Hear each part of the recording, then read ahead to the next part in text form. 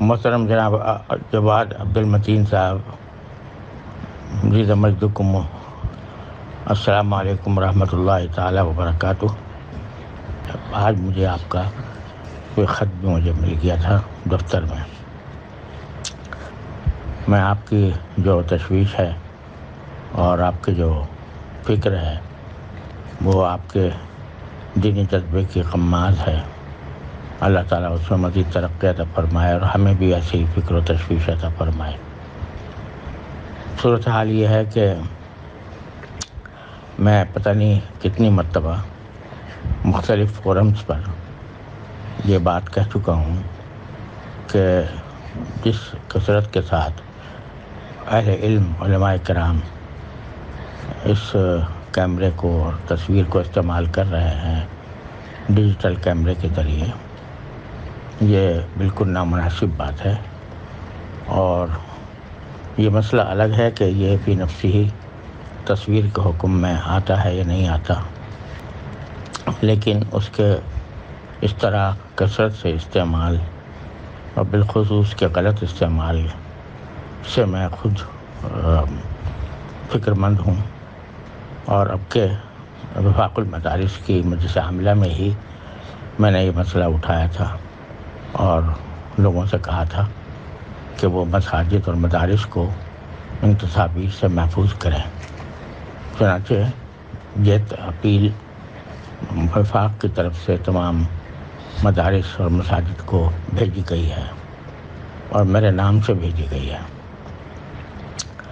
اور الحمدللہ اس کا فی الجملہ اثر بھی ہوا ہے۔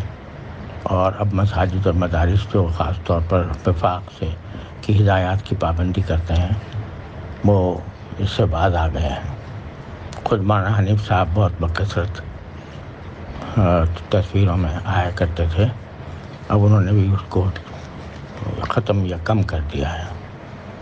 اور میں خود جہاں جس کسی مجلس میں ہوتا ہوں اور وہاں یہ تصویر کشی ہو رہی ہوتی ہے تو اس پر لوگوں کو تنبیہ بھی کرتا ہوں، اور پتہ نہیں کتنے فورم پر یہ بات میں ظاہر کر چکا ہوں۔ اور خود اپنے ہمارے دارالعلوم کے اندر ہم نے کیمرے والے موبائل کی نہ صرف مکمل ممانعت کی ہوئی ہے، بلکہ اگر پچھلے دنوں کچھ طلباء کے پاس کیمرے والے موبائل پائے گئے تو ان کا اخراج کر دیا گیا، اور ان سے اس سال باوجود کہ وہ دورہ حدیث کے طلباء تھے ان کو بھی ہم نے داخل کرنے سے اس بنا پر انکار کیا۔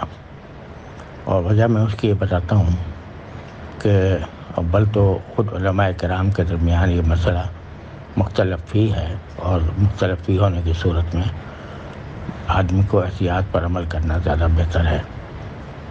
دوسرا یہ کہ مساجد و مدارس کے تقدس کا بھی یہ تقاضا ہے کہ وہاں یہ تصویریں لینا اور کیمرے کا استعمال کرنا یہ وہاں پر بہت برا لگتا ہے۔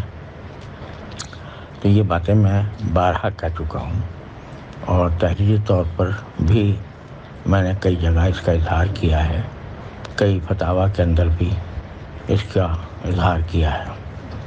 تو لیکن جہاں تک تعلق ہے اس کے غلط استعمال کا جو لوگوں کے اندر عام ہو گیا ہے، تو وہ ایک افسوسناک حقیقت ہے، اور اس کے اوپر کوئی جو لوگ اس طرح استعمال کرتے ہیں وہ کسی فتوے کی بنیاد پر نہیں کرتے، وہ اپنی خواہشات نفس کی بنیاد پر کرتے ہیں۔ اس لیے اس کا حل تو صرف یہی ہے کہ اللہ تعالیٰ کا خوف دلوں میں پیدا کیا جائے، اور آخرت میں اللہ تعالیٰ کے سامنے جواب دہی کی فکر لوگوں کے اندر پیدا کرنے کی کوشش کی جائے۔ اپنی بساط کی حد تک ہم یہ کام کرتے رہتے ہیں، اب بھی کر رہے ہیں، اور انشاءاللہ آئندہ بھی کریں گے۔ اللہ تبارک و تعالیٰ آپ کو اس تنبیہ پر جزائے خیر عطا فرمائے۔ السلام علیکم ورحمۃ اللہ تعالیٰ وبرکاتہ۔